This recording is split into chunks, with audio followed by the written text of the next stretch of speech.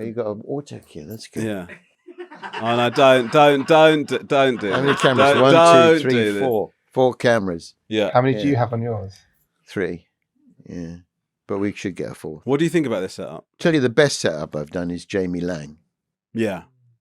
That's a nice He's got the Candy Kitten money, hasn't he? Yeah. We haven't got the Candy Kitten money.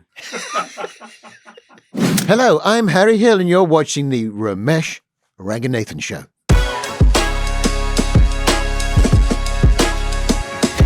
It's the Romesh Ranganathan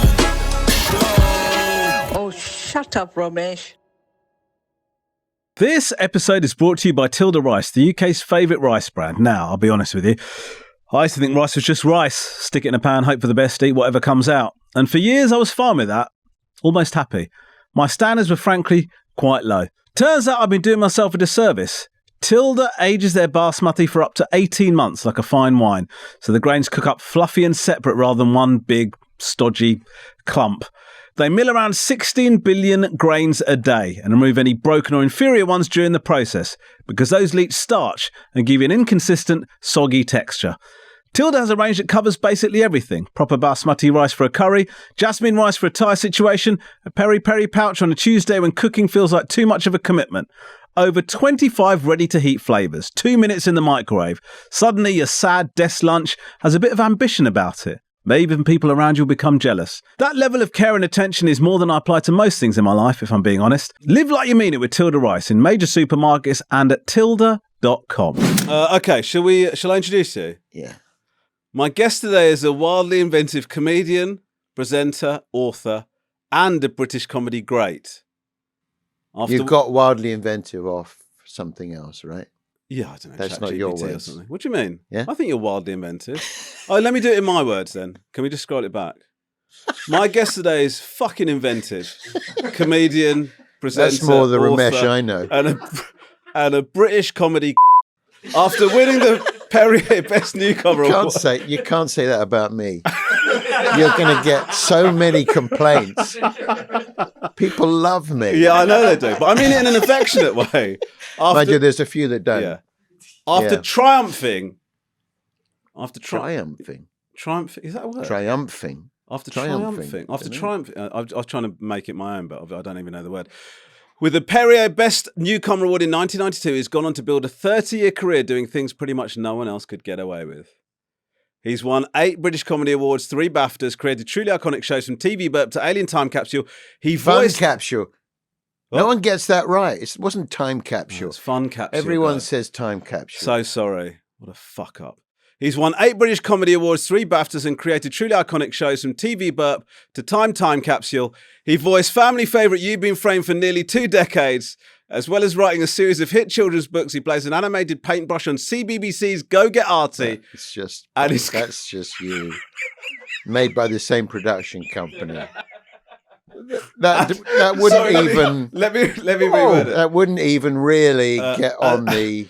As well as writing a series of hit children's books, he's been quoted as saying it's all been building up to his animated paintbrush on CBBC's Go Get Arty. Do you honestly think that, when the Lord finally comes to me, do you think that when they do the announcement on, BBC News at 10 o'clock, whatever it is, and the voice of Go Get Arty, the voice of Bristles, the brush and Go Get Arty, Harry Hill is... Please welcome to the podcast, Bristles! Very proud. Harry Hill, everybody. Yeah, very proud of my work as Bristles. Yeah. You've got a new podcast out? Yeah. What's the name of it? I'm your arch rival. I was thinking about this, that I am coming here helping a rival. What do you mean? I don't think we're not... We are rivals. But we're not really in competition, are we? We are in competition. No, but we're in the podcast game. Yeah, it's like we're in the Tesco. podcast game. But what is Stephen Bartlett now an enemy? Like, yeah. We're like Tesco and you're Tesco. I'm Londis. I'm Brian Londis, and you're Alan Tesco. Okay. You wouldn't see those two having a cozy collaborating. Chat. No, talking about one giving the other a leg up. No. Well, listen. You're welcome. It feels.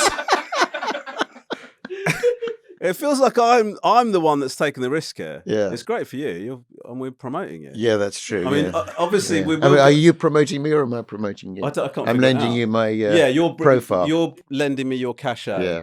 We'll No, see but the- it's interesting. I think it's interesting that people don't know this about the podcast world is that no one gets paid. Mm. Is that I'm here to do your podcast because I know that you did my podcast. Is that why you're doing it? Yes. I thought we had a connection. What's that? What would that be? We're just like we got on. I've only met you about twice. I know, but it went. But both times it went well. That's didn't not. it? That's not. You think that's a friendship?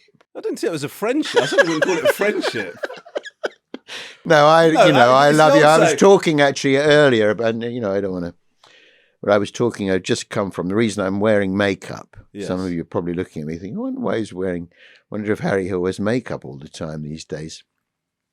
So I came from doing an interview with about the thing, and they put makeup on me, and we were talking about you, Oh, really? about That's Romesh, nice. and I Oh, was thank saying that you do too much, but everything you do is of such a high quality. Normally, if you do as much as you do, it would be a bit thinned out. you. Yeah. But so take that compliment. Thank you so much. I mean, it was a long old walk to get there, wasn't it? But we did get one in the end. So much as I'm loath to do this, what's the deal with your podcast? What is it? Oh People yes. that don't know. So, well, I'm not really comfortable just sort of chatting. No. So I thought I ought to go for it. Everyone kept saying to me, I had that other podcast you did. Everyone's saying to me, there was just an audio podcast. I mean, they did record a video of it, but I never saw any of it. I thought I should just go for it and do it's more of a TV show. So, I get up and move around. I've got a mascot, Licky, the Harry Hill Show mascot. I've got, Sarah, the AI bot, Gary, my son from, so it's a lot. And because a lot of my stuff is visual, and so that's what I've done. I've just sort of went for it and slightly bitten off more than I can chew. Why did you want to do it though? I was a bit bored. Is that really what it was? I thought I don't like to be idle. I like to, I had some ideas. I thought, I've always had this the thing about YouTube is it's always been never been the moment for me because everyone's been saying, oh, everyone's going on YouTube like for 20 years. Now my pedigree is obviously terrestrial TV. Absolutely. So I was a snob about, YouTube. I never really watched YouTube unless I was sort of looking something up. And so I kind of resisted it. And just recently I felt like maybe it is time. Maybe it is time. And so I thought, well, if you're going to do it, you've got to go for it rather than sort of. Oh, because YouTube YouTube is apparently going to be the #1 broadcaster by the end of this year. Yeah, I think it is already, isn't it? I don't know. Is it already? Yeah. Do we I mean, know? that said, no one's watching. There's no particular thing that everyone's watching. I mean, the problem with YouTube is there's just so much of it. It's like a wash. Yeah. I mean, if you were to do the Radio Times for YouTube, Might be that. You have to bring up that's the yellow not a bad pages every idea. week. Yeah, it would have to be. It's environmentally unsound. Yeah. But what I do think what's good about what you're doing is a lot of people who are moving into the YouTube thing or assume You can watch it on Spotify as well. But yeah, there you go. Yeah. But one of the things about that is people often sort of go in with lower production values, or they don't care as much. They don't think they need to care as much about. What did you do that for? No. I thought I was. Yeah. Pardon? What? I mean, the production value of it. Why did you do that? No, it's just like, I don't know. Is this your taste? Is it my taste? Some Is this of what it your is. house is like? It's a lot. Jamie, it's the Jamie Lang. Listen, I don't want to hear Lang. about fucking Jamie Lang. I don't want to. I don't want this whole chat. To I be love how much- Jamie. I think he's great. Yeah, he's good. He's Yeah. good. Did you do the Jamie Lang? I've not been asked to do it. Have you? Really? Mm. I did it. Really? Don't think so. Yeah. I did it. And I felt like we could be friends. Mm. Whereas I sort of intimated we were friends and you issued a swift denial. Now, I know Jamie got you flowers, but we have actually got you a gift. Have you? Yeah. Wow. This is Okay. for you, Harry. All right. I'd love Thank to you. know what you think of it. I'm a little bit penned in here, aren't I? I mean, this is the difficulty. I mean, this is the problem with podcasts for scarves for TV Yeah. is that, because we're sort of, it Yeah, feels it's to me obstructive. like we're turning radio into TV. Yeah, we're regressing. Which Okay, so what's this? What is it? A puppet? That is What is it? it's a Do I recognize him? no, I don't think you recognise it. It's a detective puppet. Right. That's it. You help me. Yeah, and so already got a character, this guy. And then the other thing is that it's a tabletop swing ball. Oh, okay, right. Okay, we know which one he's more excited about. Yeah, that's cool. What do you think? Yeah, lovely. Very well thought through. Based on Based on what? Based on your love of swing ball. yeah, Do you like it? yeah. I do like it. And what do you think of the puppet? The puppet you seem less impressed with. Kind of. He's a detective, you say? Yeah. Well, he's no bristles, is he? Welcome to Puppet 24 Hours in Police Custody. Could be a bit like Creature Comforts, Yes. Yeah. Only it would be, I don't know, Horrible crimes. horrible crimes. Yeah. But revoiced by puppets. Yeah, that'd be sweet. Sort of YouTube thing, isn't it? That is a very YouTube thing. Yeah. I mean, that could be like a little offshoot character for you. Stop banging the microphone. Stop banging the microphone. Stop banging the microphone. Like Spit the dog, he used to spit. Yeah. What his thing is, he likes to bang the microphone. Yeah. He's the enemy of podcasts. Yeah, no, absolutely. But I'll take that back. Yeah. You can put it, feel free to I like put the it on. generic bag. Yeah, well, we can't Yeah. really have branding on it. Why But not? you can reuse it if Why you want. can't you? Well, we could do, but we're not being, we're not being sponsored by any bag company. But Well, you're not being If anybody's- sponsored. That if doesn't anybody- hold out much hope for me. This is the holy grail, viewers, is the sponsorship. yes, absolutely. Yeah. Have you got sponsors? No, not Are yet. you out for sponsors? Are you after sponsors? I'm after sponsors, and I'm not fussy. Principal. Fly spray, fine with fly spray. You're fine with that. Bleach, Yeah. yeah. Do you want to get a lot? Resin would If be you had to good. do a bleach read, I'd love to hear you. Yeah, kills. Well, I don't want to. What a named bleach. Yeah, let's call it. Imagine if you got a domestos. Yeah, domestos. Yeah, I find that when I'm trying to get rid of feces from the inside of my toilet bowl, the best thing for that is bleach, and often the best bleach is domestos. Are you using bleach to get rid of the feces? Rather than flushing, you have to use a lot. You have to use a lot. Yeah, loads. And this is and you have what- to really build up the pressure. Like really, you've got to squeeze the neck of that duck. But that's why they want me to take that approach, because that will increase sales of domestos. Got you. I see. It's really good. It cuts down on water use. Yeah. Yeah, no, it's great. Now, you have been a comedian for 30 years. 35 years. Is it 36 years. 36 years. Probably 36 in September. 1990, I gave up my job. Is that right? And you are going on like... Why would I lie? Yeah, that's true. Yeah. 1990, I gave up my job. I said to him, Who's him? he was a consultant Right. physician. I was working at Ashford Hospital in Middlesex. He said, well, we should have a careers chat. And I said, he said, what do you want to do? And I said, not sure. And he said, well, respiratory or cardiology. And I said, well, that's just it. I think I want to be a comedian. And he goes, oh, well, you really don't know, do you? And then he never asked me again. He never asked me anything again. Just sort of saw me as a time waster. And I didn't apply for another job, and went to the Edinburgh Festival that summer. And The rest is history. it is history. So you finished your tour. Yeah, sorry, yeah. You finished your tour. How was it? Great fun. It was actually great fun, yeah. I mean, I used to tour a lot, and I never really enjoyed... I used to enjoy the shows, but I never used to enjoy the travel. Yeah. I used to leave it late to leave. Try and do something in the morning. famously once, he really wound my wife up. It was like an hour, right? Till you know what this thing is. A car is coming to pick you up, to take you to, York or something. And I had an hour, and I said, I'll put that dog flap in, right? So I cut. Hold on, you got an hour to go. I got an hour before the car the turns up, and I think I should be able to put a dog flap in. I think that's high risk. But Well, it's an hour and a half or something. Okay, fine. Anyway, fine. All right, it fine. seemed like a long enough. No, I accept it. So I get the electric jigsaw out, I cut a hole in the back door. Doorbell goes. And I go for, 4 nights.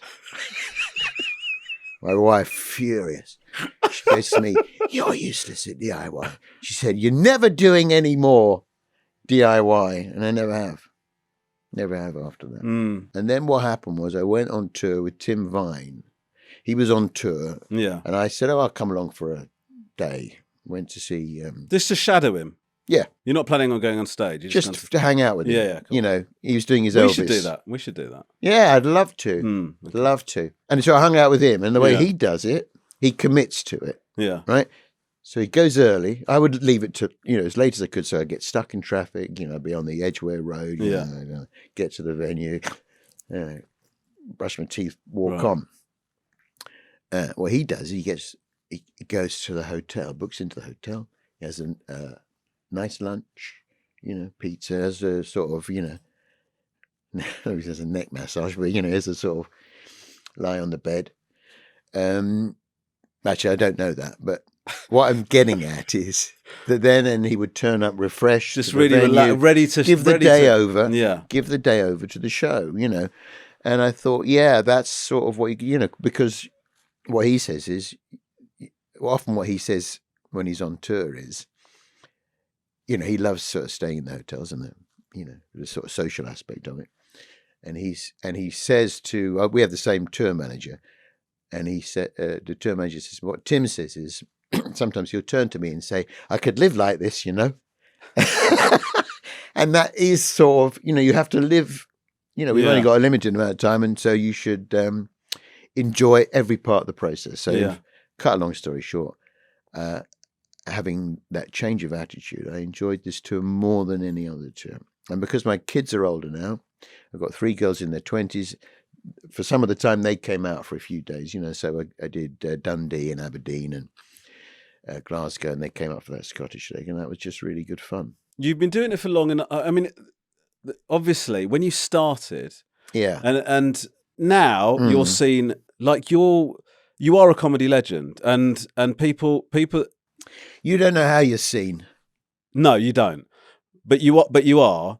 When you started, I was talking to, when you talk to comedians about yourself, so much of stand-up is within quite a narrow range of, style and what people are delivering. You're so completely different. I don't know. I mean, I don't know. I mean, I'm different. I mean, you don't see that. I think, you're very different, even though you're sort of, dressed like you are. Sorry, that came... So I wasn't meant to be dismissive. But, no. Because what I've got is, I suppose, what I'm trying to say is that I've got this sort of, I'm stuck with this sort of image. Yeah. So that I immediately look different. Yeah, okay, I look different. Yeah. But in a way, what you do is equally distinctive, but just in a different way. It's not perhaps, over the top or in the way that perhaps I am, or extreme, shall we say. But I mean, you're right, actually. I think I probably am quite. Yeah, you are, yeah. Different. But I don't think, as comics, I don't think you can't help what you are. No. And often when you start, you fight it. You want to be like, I'm sure there's hundreds of comics who sort of, I want to be like Romesh, and they do this sort of thing. Well, I really wanted to be like Jack Dee when I started. So did I. Did you? Yeah. Well, that's worked out. We're identical. I wanted, because he was so cool. I mean, he's still cool. And that's just that dry thing. It's so hard to do. I mean, people don't really necessarily appreciate this, but as comics we know, that dry thing. I know. is just is a special thing. Yeah, I mean, when that first series came out, the Channel 4 series, you know, and he's in the suit. I know, yeah. No one was doing that really. And that kind of snarl he had. I mean, he sort of softened that, hasn't he? He's got himself to a point where, and I do think you have as well, where sometimes he'll say something that isn't a joke, but because it's coming from him, it feels like one. Do you know what I mean? Because you've got his persona so well defined. Right? Yeah, sure. Yeah, it gives you a head start. Yeah. No, yeah, I wanted to be him, and I wanted to be him and Stuart Lee. The ones I liked were the deadpans as Stuart, Jack, Arnold Brown was a big one for me. Norman Lovett, Michael Redmond. You know, Michael Redmond's probably the best at that. Yeah. Just that. He's Irish, and he'd come on here with this long Mac, and he'd go, people often say to me, get out of my garden. I went to into a newsagent's, and I said, have you got any Mars bars? He showed me the Mars bars. I said, He said, I've still got one or two more to look at. And that kind of economy, you know, to fill 20 minutes with those sort of one-liners is like the toughest thing. And that's how I started out, one-liners. But I realised I could never fill the time, so I had to sort of muck about a bit. Ben actually came to see you on the tour. Where did you see me, Ben? Apollo. No, it Shepherd's Bush one? Yeah, get your story straight. West London? Shepherd's Bush. I love playing Shepherd's Bush Empire. I don't really like playing Hammersmith. It just seems a bit of a barn to me. But Shepherd's Bush, you're right on the... Really close, the front there. Yeah. It feels more rock and roll. I mean, it's a cliche because it's a rock and roll venue, but yeah. And actually, Tim came and saw me there, and he started playing it as well. Viney. Yeah, you two are really close, aren't you? Tim is the funniest person. Oh, it's unbelievable. Yeah. I mean, just like casually. When you went on this tour, which is a mix of kind of gold and, you know, old gold and new bits. Yeah. How did you balance it? What was the kind of balance? And how much did you worry about that? I did it because the tour before, I thought I really enjoyed, and that was the first time I toured for maybe 10 years or something. And I thought, oh, this is great. This is really good fun. I thought I wanted to tour. And I realized I kind of think if you want to maintain your live crowd, you have to tour regularly. Yeah. You know, because, you know, TV, you might sell tickets. You know, people might watch you on TV, or you might have a big TV career. You know, people might very well know me. But it seemed to me they didn't necessarily know me as a stand-up anymore. Yeah. I mean, you know, your generation is perhaps different, but you know, there's a big group of people who remember me as a stand-up, and then there's a big group of people who just know me from, you know, You've Been Framed, TV Burp, and of course now Bristles. Is he going to do Bristles? Is he going to open as Bristles? And then most people watching this won't even know what we're talking they will about. have no idea. But I can't turn over that amount of material. Right. In that time. Yeah. Because I think it was like 2 years. So I thought, well, I'll call it New Bits and Greatest Hits. So if I can't fill, you know, if I don't come up with enough stuff. You can go to the gold. Go to the gold. And I just did my favourite bits. And, you know, like in a tour show, normally what you have is some really good bits, and you have a little bit of what I call them A jokes and B jokes. You've got a great opener, you've got a great closer, and you've got maybe 4 or 5, you know, flags along the way that you look forward to getting to. But sometimes there's a little bit of filler. I mean, sometimes you're relying on momentum, touch. Yeah, I get you. So I took all the flags from the previous tours and put them all in one show, and then I actually probably came up with enough. Like half of it perhaps was new stuff as well. So it was a good balance. And the worry with it is, and no one seemed to mind. You know, a paranoia is that people will know what's coming. I know. Yeah, I think we worry about it much more than audiences do. And then you've been doing it for long enough. Do you still? Because one of the things because I love touring, it's my favourite thing to do. Yeah. But how much do you worry about audience response? Because you've been, you know what you're doing. Do you? Yeah, but you never know what you're doing. It doesn't change, because when you're starting out, you don't know what you're doing. Then you get good at it. I mean, the best point to be is really good and a surprise. Yes, that is. Can I? I think it's been talked about before. The best time to be a comedian is the least well known on a charity mixed bill. Yeah. When you're getting really good. I mean, that is When you're really on the money. I think people take that moment for granted, but nobody's heard of you before the gig. And Well, they're you like, don't. Each sort of stage is a stage. Yeah. And you don't know it's a stage. Yeah. Yeah, I can remember being on like Red Rose in Finsbury Park. It's a big club, you know, and I'm like, I'm doing 10 minutes, and you know, and Mark Thomas is on, you know, and Mark's the big sort of, and I went on, and you know, and I was just like, you know, I could just, you know, everyone was just like, it was just like a real surprise, you know? And it was fantastic. Yeah. And then what happens is they see you and then they expect it. I know. And so you got the weight of expectation. It buys you, you know, a couple of minutes, but it's really only a couple of minutes. Yeah. Doesn't, you know, it gets you the big round of applause. They're excited. Yeah. The excitement dies, and then they really are paying scrutiny to And then you just got to be funny. You've got to be funny, and you've got to be funnier, actually, I think. And that's the challenge. So I don't think it ever changes. And, you know, I've seen people who are really, really good struggle. I remember doing the Amnesty International gig. You know, that one that Eddie Izzard organised? Yes. So it's like Wembley Arena. Everyone's there for Eddie, basically. Eddie Izzard's the big thing. You know, Vic and Bob are on. You know, Paul Whitehouse, Harry Enfield, Tom Jones. And Eddie goes on, you know, Eddie Izzard. And I could just see he was struggling. And I thought, oh, this is interesting, you know. And I saw him change up a gear. Really? Yeah. And he did like an old routine. Yeah. And got him. Yeah. And I thought, yeah, that's interesting. Because even when there's like 15, I don't know how many thousand people it is, Yeah. they've all come to see you. Yeah. It was good. Yeah. It's good to see people struggle. Yeah, isn't it is. Yeah. Yeah. Sort of makes the hairs in the back of your neck stand up, doesn't it? And you have to. Yeah. You have to struggle. Yeah. You know, it's the only way you ever find out what works. I You know. it's, And also, and like really taking risks when you're trying stuff out and all of that. Yeah. Do you get, because obviously when I do, most stand-ups, you just turn up and you talk for a bit and then you leave. Yours is like it's pretty involved, right? Physically. Yeah. Is there a physical, like, are you knackered at the end of shows? Yeah. I mean, I put on a show.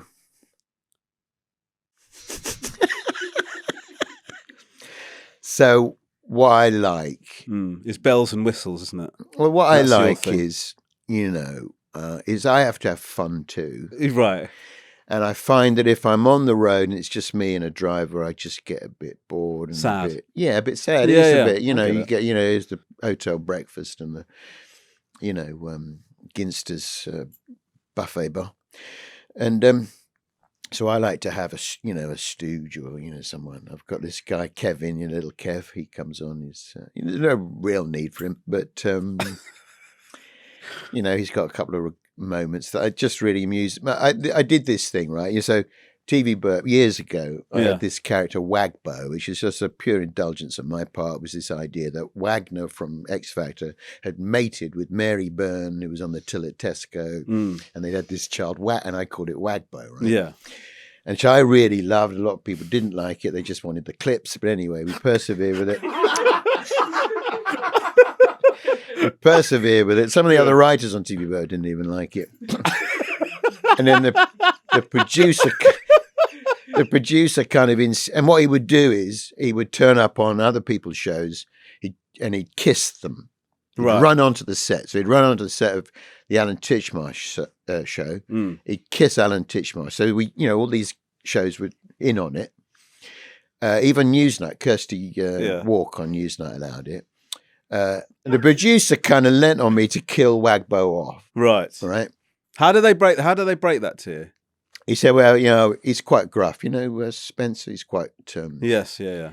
direct, shall we say. Yeah. So like when I used to write the script for TV Burp, I'd write it on a Saturday, email it through, and then he'd send me notes on Sunday. And often the notes would be, not funny. Capital letters. Not funny. Really? He won't do it. Can't get permission. It would be like all these, because he was concentrating on the negatives. Yes. Yeah, and I'd be sort of furious. Somehow it worked. And he was brilliant for that, though, because that's sort of what you need. It is what you need. You don't like seeing it, but it is what you need. So anyway, he said you got to kill him off. So we had, I think I can't remember how he died, but I think maybe the Nitty character machine gunned him. I think that was what happened. Next week, I say, and this is genuine. I had this idea. I said, I've had an idea. I said, well, first of all, we'd done this other one, which was that Louis Walsh had mated with Mary Byrne, who'd only appeared once, called Logbo. It's Irish, like done up as a little Irish leprechaun. I mean, you can tell by this stage in TV Burp, I was sort of bored. Yeah. Right? Anyway, we killed them both off. And I said, I've had an idea. Yeah. I said, so they get this, the Nitty character and Wagbo mate to make Nickbo. He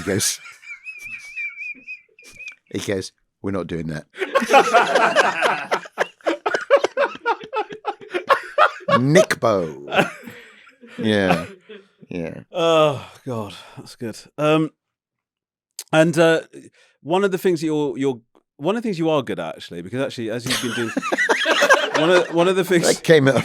Yeah, it came out. The intonation was wrong. One of the few things you're good at is just to be clear, that's what I meant. You are very good at keeping an eye out for new comics coming through and stuff. And I know you're mates with James Gill, who obviously is always booking.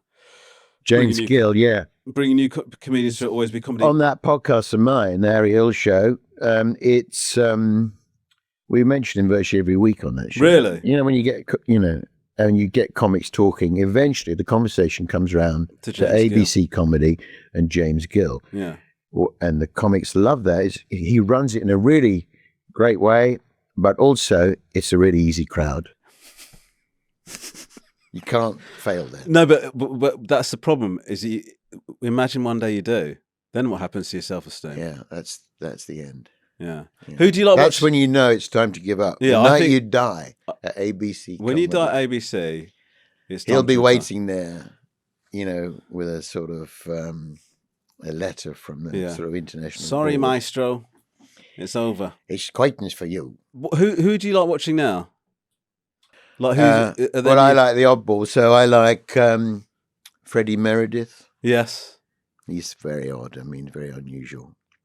Like you and me, we've sort of seen every comic, and most of the time I don't know about you, but I stand at the back and I think, I know where this is going. Yeah, I know where this is going. Yeah, pull back to reveal, Oh, he's on the bus all along,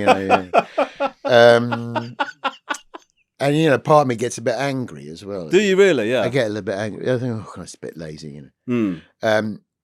But with him, Freddie Meredith, Sam Campbell, I know. I mean, these guys in the time that I've sort of, kind of in my own to myself championed them, they're beginning to get work on TV and stuff. So Sam has got his new series coming on, which looks really interesting. And he's great. And I'm watching them thinking, I've got no idea where this is going. Why is this funny? Yes. Which is the thrill. Yeah. It's the thrill of seeing a comedian. And that is why, bringing it to Sean Locke was why I loved Sean Locke was that 9 times out of 10, I wouldn't know where the hell he was going. Yeah. And that's what, that idea of the comedian's comedian is that's what we like. Yeah, we like to. Sometimes you watch somebody go, "This is really good and it's working really well," but I can see the machinations of this. Yeah, and then other times it has a root in something else. But then other times you watch something, I can't figure out how this person thought of this. Yeah, I don't know why I find this as funny as I do. That's like magic. Yeah. This idea that we've all got a sort of signature joke, which tells you everything you need to know about the comedian in a way. Yeah. We've got a question from my mum. Oh. Where is she? She's in that laptop. Hi, Harry. You were a doctor before you started comedy. She's I done that. always wanted Romesh to be one. The closest he's Comedian. got is pretending to be a doctor in a play. Did you make any of your patients laugh, or you were quite serious when you were working? Yeah. Love to know. Have a good day. There you go. Thank you. I'll try to. Was it funny? Was I funny as a doctor? As a No, doctor, it wasn't. No, I mean, you can't be. At all. No. I mean, you wouldn't have these collars, for example, would you? I did used to do a thing because the truth is, I was a bit bored because my heart wasn't in it. So what I had in my pocket was a little electronic organ. It was about that big, a little thing with little tiny rubber buttons, a bit like a stylophone. Only Yeah. like that. And I used to amuse myself, I used to play Telstar on that. You know, down, down, down, down, down, down, down, down, down, down. You know, as I walked up and down the corridor. That's how you knew if your doctor was coming. And incidentally, it was Margaret Thatcher's Desert Island Disc. What was? Telstar, what is it? I maintain they should have played it when her coffin went through the curtains. This episode is brought to you by Sky Ultimate TV. For the first time, Sky is bringing Disney Plus, HBO Max, Netflix and Hayu together in one simple single subscription. No more struggling to find that one TV show your friend keeps going on about. With Sky's playlist feature, you can easily find all the shows you love in one convenient place. I even made a personal playlist for Mum when she comes over once a year. If you're not sure what you fancy, it'll even make personalised recommendations based on what you watch. So no more getting stuck in a content rut rewatching the same shows over and over again. Instead, you can be having a laugh with the Saturday Night Live crew on Sky, in the kitchen with the chefs from The Bear on Disney Plus, joining friends of the podcast Louis Theroux inside the Manosphere on Netflix, or saving lives with HBO Max's medical drama The Pit. You might even try Mum's new favourite Below Deck on Hayu. I knew I'd convert you actually, Mum. It's never been easier to catch up on all your favourite television. With something for all the family, you can't go wrong with Sky Ultimate TV. All together for just £24 a month. Prices may change during 24-month minimum term. New customers joining Sky Stream with Sky Ultimate TV subscription only. Includes Disney Plus standard with ads, Netflix standard with ads, HBO Max basic with ads, and Taste of Hayu. For full T&Cs, visit sky.com/TV. Can I talk to you about something I watched a few days ago? Which was you on David Letterman. Oh yeah, that popped up, I think. Yeah, it's you doing like I think a 6 or 7 minute set. Yeah. And what was really strange about it is David Letterman. Obviously, it's a huge thing to be on Letterman. Yeah. Was it 9? What year? I'm not sure when it was actually. So David, 1978, Yeah, no, but- 1996 or Yeah. 7 or somewhere What like is that. really Late weird about- 90s, yeah. What's really weird about it, Harry, is David Letterman says, "I'm going to introduce this great British comedian who's doing a show Yeah, at the Marlow Theatre in Canterbury." yeah. I know. Well, I told him. They said, with the Yanks, with the American comics, the whole thing is you worked over there. Yeah. Like I would go into the warm-ups Yeah. for that, and in the clubs and the compare. It's just like some 2-bit. It's like ABC Yeah. in Kennington. But they'd say, "So what's your intro? What's your intro? You got any Credits. And those American comics would have this thing. You're going to see him on, the Ellen Show. He's doing Letterman in March. He's doing a sitcom pilot for whatever it is. He's appearing. I said, well, I don't have an intro. I said, tell you what, say, plucked from the womb of his purposeless splendor, Harry Hill. And they're like. So they said, what's your intro? And I said, I'm playing, I mean, it's like really weird that I was there. I wasn't, it's a long story, but yeah, it was brilliant that though. And actually one time I went on it, because I went on it a few times. It was at Ruislip Golf Club I was playing. I thought lean into it, to the obscure thing. What was it like doing it to that? I mean, I don't know how. How did it look? I mean, as I remember it, I went out. I gave myself a week to try and find 5 or 6 minutes, and it was really tough. Yeah. But what it looked There's like. no clubs in New York apart from anything. There's like 3 clubs. Yeah. Just try stuff out, you know. But what it looked like to me was, they didn't know what to make of No. you initially. No, but they then didn't. It felt like they bought in, even in that short set. By I the broke end of them it, down. you did break them down. That's what it felt like watching. Well, a it. big part of that, and I have a really clear memory of it, was, it was the Ed Sullivan Theatre, so it was like a really big deal, for me. Well, the story was that they'd already flown me out, and I hadn't got on. You hadn't got on. No.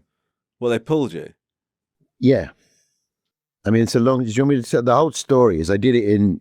He came over to Britain. Yeah. They wanted an English comedian, right? British comedian. So there's a long list of people. Everyone thought it was going to be Eddie Izzard or Lee Evans, with the 2 front runners, because they had some sort of American profile. And they had these auditions, which I thought, well, I'm not going to an audition. Those sort of showcases, forget it. They want to see me, they come and see me. And I had this phone call, in this office, and this guy saying, I said, he said, just do the 5 minutes you do on Dave, Yeah. right out of the blue. So then because I was match fit, I did he's really laughing. And then I thought, well, that's that, And they said, yeah, you're going to do it. We'll pick you up, send a car for you. I'm sitting in my flat. And they said, there's a chance he overruns, in which case, you won't get on, but we'll fly you out and you can do it. So I'm sitting in my flat, didn't even get in the car. Right? The phone rang. I've been there, sat there for about 2 hours, and it's got dark. Like that, I'm just sort of sitting there. Yeah, they didn't even send a car for me. And they said, we'll fly you out. I thought, yeah, sure. Yeah. Sure enough, they did, right? So fly out there. Go around the clubs, dime my ass everywhere. Get this 6 minutes. The amazing thing about it was they were so relaxed about what I did. Yeah. Right? They'd send this guy. So they didn't need to transcript or anything like that, or that. They sent this guy out with me. Eddie Brill. They used to go around with me, and I'd do these bits, and I'd say and I'd say, yeah, and he'd say, yeah, that's good. Whatever you want to do. He goes, Dave doesn't like anything rude, doesn't like swearing, So I mean, that wasn't really a problem. The main thing was just the language barrier. They didn't know what a casserole was. But you opened with casserole. Yeah. I mean, I literally I boiled it down to, there's only literally just about 6 minutes out of, the 2 hours I had left that, I could possibly do. I come out, right? Hey, chicken, liver, carrots, onions, everyone's talking about casseroles. Everyone's like looking at each other. What do you say? And I had to say, is that the one where I do the Shire horse joke? You do you frequently reference your lining. Oh, you like the lining? You like the lining. There was one I had to do. That one I did where it goes something about a Shire horse. I forgot what the joke was, and they don't know what a Shire horse is. So I had to say Clydesdale. So little things. So I felt stupid, sort of saying Clydesdale. But anyway, so I go there. I sit in my dressing room. It's in this limousine for me. I sit in the dressing room, and they announce the beginning of it. Right, tonight on the David Letterman on the Late Show, Walter Cronkite. Really big sort of stars. Blah blah blah. Kevin Spacey. That dates it. And I watched the whole show. And then I watched as they re-recorded Harry Hill. They re-recorded the intro without my name on it.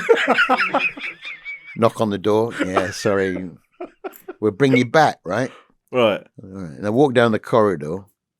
The lift opens and there's David Letterman, right? Yeah. And I'm like a massive David Letterman fan. Yeah. And he's there, right? And he goes, you the kid from England? I said, yeah. He goes, we'll bring you back. Yeah. So... a few months later, I flew out again. This time I'm on with Parliament of Funk. Nice. George Clinton. And his drummer knocks on the door. And it says, this is my dressing room. I said, I don't think so. He said, yeah. He said, you English? And I said, yeah. He said, you English comedian? I said, yeah, that's right. I'm doing the comedy. He said, oh, yeah, you English comics. He said, you know who I like? I said, no, who? Ronnie Corbett. Like really crazy. Anyway, I sit there again, watch the whole show, re-record the title, fly home. Third time, right? Yeah, literally. I mean, like I'm really, by the time it gets to the third one, What's your, how's I've got that 6 minutes really down. No, but how zen are you feeling about this whole thing? Yeah, so by the third one, I mean, the first two, I'm like, Yeah. you know, shaking. And third one, I'm thinking, just sit in the dressing room, waiting for the knock on the door saying, you haven't made it. Yeah. It's like a sort of an elaborate wind up. I was thinking, well, maybe they do this a lot. Maybe you have to sit here 6 times. This is part of the. Actually, I thought to journey. myself, if this happens again, I'm not coming back. Did you really think that? Yeah. But you would have come back.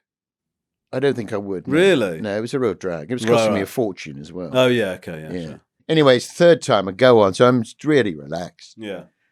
Knock on the door. You're on. And suddenly, I'm Yeah. down in the lift. I'm at the side of the stage. I look across. There's David Letterman. I've only ever seen on TV. Biff, the floor manager, the famous floor manager. And he goes to me, okay, Dave, well, you go on. Dave will come over to you at the end. You'll shake your hand.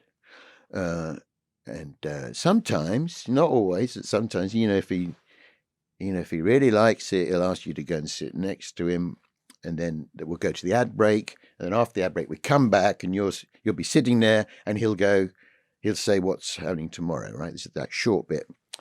So go on, I'm doing the act. And like you say, it was a bit sticky to start, casserole, blah, blah, blah. But I could hear him really laughing. I mean, I could really hear him. That must have felt amazing. Yeah, so he's not that far away. Yeah. And Paul Schaefer's really laughing as well, and they're laughing between each other. And I'm getting through it, and I'm thinking, okay, yeah, they're coming round. And I'm like that, finishing it. You do the A-Team thing. Do you know the A-Team bit? What is it? You go, you say, you say, there's a popular show. I was about to do an impression there. No, that's there's a popular show that's popular in the UK now, and I'm sure it's very big over here, the A-Team. And maybe I was thinking, if we all together shout A-Team, maybe they'll show up. Yeah. And then you get the whole audience. You go 1, 2, 3, A-Team, and then you go. It was a long shot, wasn't it? Yeah, that's really brave. I mean, I'd never do that. It is really brave. I'd never do that now. That was a bit silly. And then suddenly, it's over, and and he's there. I forgot that's what happens. And he goes, take a bow, and I take a bow, and then he goes to me, come and sit there. So I'm sat next to him. So it's just me and him, and it's like the ad break, and everyone's like running around. Yeah, and I'm just sort of talking to him. And I said to him, I did actually say to him, I said, Dave, there's any chance to get a signed photograph? Yeah. Then I get a tap on the shoulder, right? And I look around, and this girl says to me, she says, oh, I've been sent here because Dave needs to concentrate on the next bit. It's like, shut up. Don't bug Dave, And that was that. Comes back. Tomorrow night we got whoever. Yeah. And he sort of walked off. And then there was this photograph in the dressing room, which was very sweet of him, which I still have.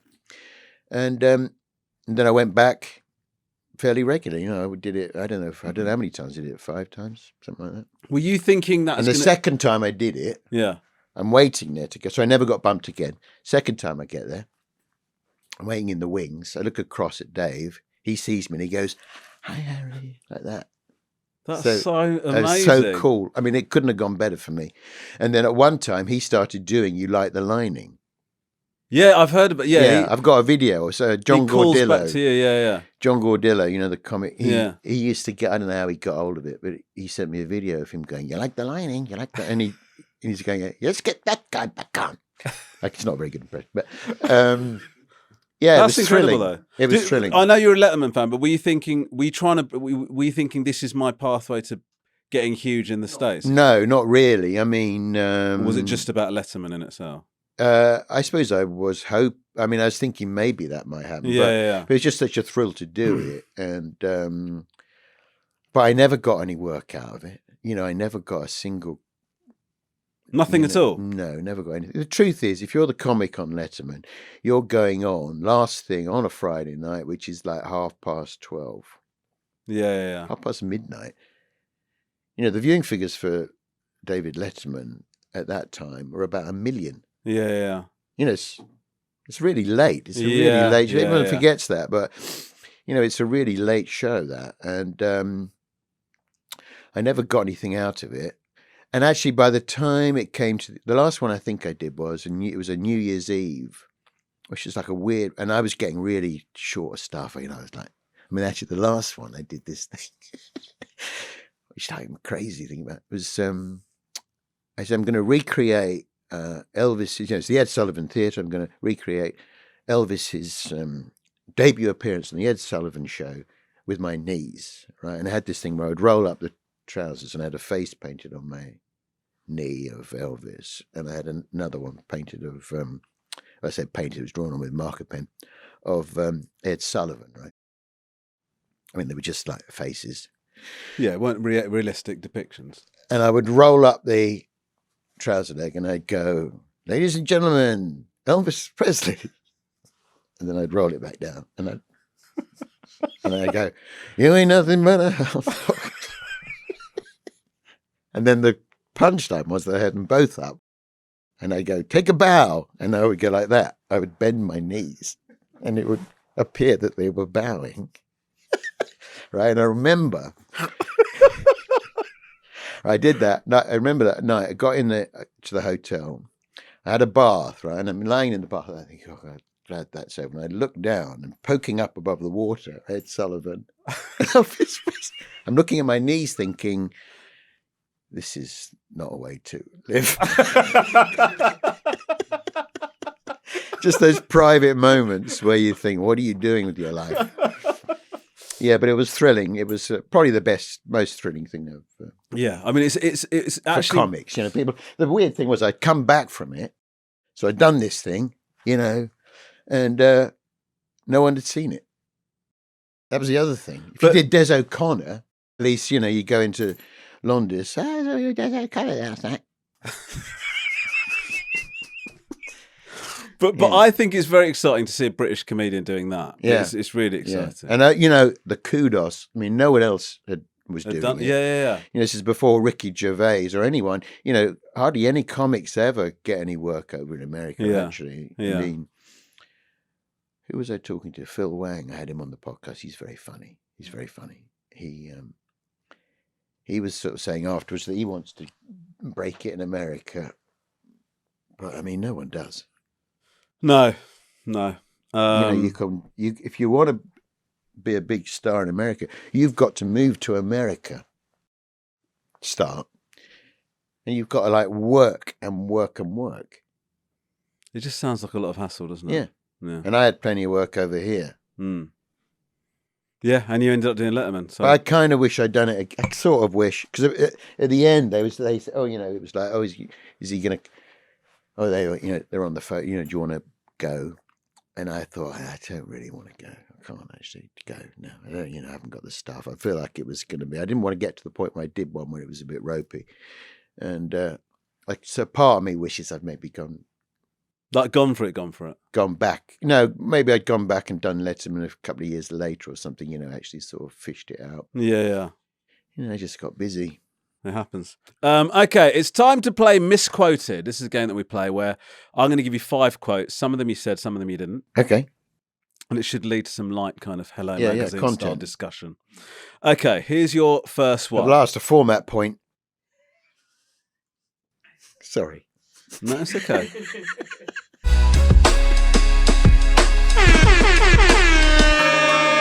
It's Misquoted. Okay, good luck. Shave it off. You won't know what's under there otherwise. That sounds like me. It was you in The Guardian in 2024, answering a reader dilemma of whether to shave off his thinning head of hair or style it out. Yeah, I'd always recommend that. Yeah. Yeah. Shave early. Yeah, because you spend, I'm looking around here, none of you, well, maybe, and none of you guys but yet there's this moment where you start losing your hair and when you shave it off. Yeah. And Did you cling? How long did you cling on? 3 years. Really? Beyond when you should have done? Well, that's not for me to say. But yeah, I mean, and you spend ages looking in the mirror and you sort of fiddle around with it. And, one comedian I know who had thinning hair used to spend an hour standing on his head. Oh, yeah, to stimulate some sort of... Yeah. And you just shave it off. Yeah. Then you stop thinking about it. No, it's good. It's unless you've got a birthmark or something. Do you know your style in general? For example, that the cufflinks are incredible. Thank you. Yeah. Yeah. When you started doing comedy, were you straight in with this? Always. This look There was a variation of it. I mean, I always wore a suit like this. This is the copy of the sort of original suit, really. 60s, 3 buns. And that was because I liked the 60s. And, I bought my clothes from Oxfam. And in the 80s, 90s, the clothes you could buy in Oxfam were from the 60s and 70s. So. But you think... I thought, I was kind of, didn't call it this at the time, but it was like a kind of postmodern thing about entertainers of the past. So I grew up watching those entertainers. Max Bygraves? Yes. So Max Bygraves' line, that about he'd come on. So when Max Bygraves came on, he would walk on and he'd walk around a bit, right? And what he say is, what you do is you walk on, you show him the suit. Because it was like an exotic thing, you go and see these stars, and like Ronnie Corbett, when he came on, he'd have these tartan trousers of velvet. It was like people didn't, it was like show clothes. Yeah, and so that's what I did, and for a while I had like a sparkly waistcoat from Topshop. Actually, I saw a photograph of David Essex from the 70s the other day, and I noticed he was wearing that same waistcoat. But I dropped that. I just like settled on it. And then when you see comedians sort of going on stage casually, I don't like it. Yeah, I didn't think you would. You think you need you've got a look. You have got a look. You think so? Yeah. But you need to, show clothes are a good thing, aren't they? Well, they are, because otherwise you've got to make a decision. Yeah. And also you've got to, dirty these show clothes in it's sort of, I don't know, it's like, it's nice to put a uniform on, I think. I mean, it's to take away any decision making. Yeah. So that was great chat, and that was only the first one. It's a real content generator, this, isn't it, this game? Yeah. Here's your second one. At medical school, I had a sketchbook I'd draw in, and I'd use it to show people what they'd look like after surgery. No, I don't think that's me. No, it's not. It's. I did have a sketchbook, but I yes. didn't do that, yeah. The actual quote is from the Times, June 25. It says, "At medical school, I had a sketchbook on which I used to take out my frustration." Yeah. Is that what? And my question for you is that what inspired you to play Bristles in Go Get Artie? Yeah, yeah. Well, when that came through, that job offer, I thought, yeah, this is something I can work with. Okay, here's your next one, and you're doing really well at this, by the way. Thank you. I was doing some decorating, so I got out my step ladder. I don't get on with my real ladder. I never got on with my real ladder. And there's another bit to it, isn't there? That's the only bit. I remember when I came up with that. It's such a good joke. Were you cleaning the windows? I was walking along the road with Al Murray. Yeah. And he said something about a step ladder, and I said, not my real ladder, a step ladder. Never got on with my real ladder. That's the joke. Yeah.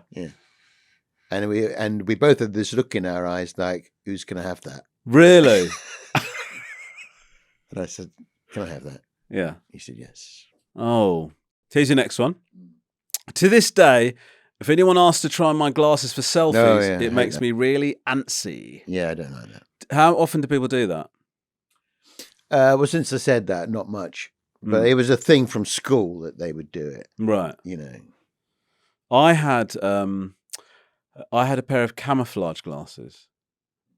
And I was wearing them. Do you know when we were all... What? You mean glasses that you couldn't see? No. Do you mean contact lenses? No, they just sort of had camouflage glasses. They're the little camo on them. Yeah, I like that idea. And when we came out of COVID and we were all sat outside pubs pretending we were having a nice time because we weren't allowed inside. Not me specifically. No, just us No, generally yeah. as a public. Yeah. And a lady came up and asked me if she could try on my glasses, and I said no. And she said, "But I really want to try on your glasses for a photo." And I said, "Well, I'm sorry, And she I goes, don't know "Why what not?" they- yeah. But then Harry. But then it's why not? And then it's Yeah. all this angst. Yeah. Well, then she said to me, "Oh, you're not a very nice person, are you?" And then I said, "Well, no, but that's not anything to do with this conversation." And then she logged onto her Facebook and like started Facebook Live with me saying, "This is Romesh Ranganathan. He trades on being a nice person." Do you but trade he's on just- that? I don't think you No, trade on I don't. No, Exactly. that's Thank not you. your No, it's not my. wheelhouse. No, No. absolutely. No. And then she just basically sort of Facebook streamed me out of the pub. I ended up having to leave just because I wouldn't let us try my glasses on. Facebook streamed out of the pub. Yeah. Anyway, Oh, sorry to hear that. thanks. Well, yeah. I was waiting for an opportunity to share it, and thank you for letting that happen. Would you? You're better off going along with it. Yes. Did you? So do you say no? You don't say no. Well, I try and make excuses, but if they're, They're persistent. Okay, here's your final one. You've done. I mean, I'm worried they're going to put them on run off or, take I know that's the big And then thing. how am I going to get home? No. Before I go on stage, I tell the MC or compere you must say extra. Before I go on stage, I did it already. I know. This is sort of.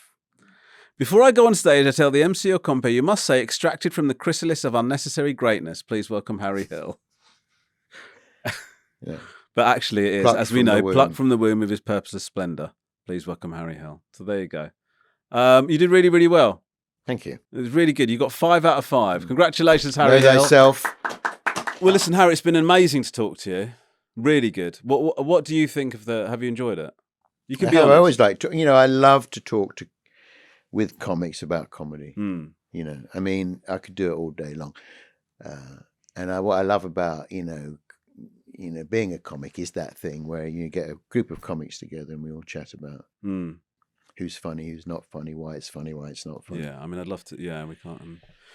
We'll do another version where we name names when you come back. But one of the things that we like is to have like a Song?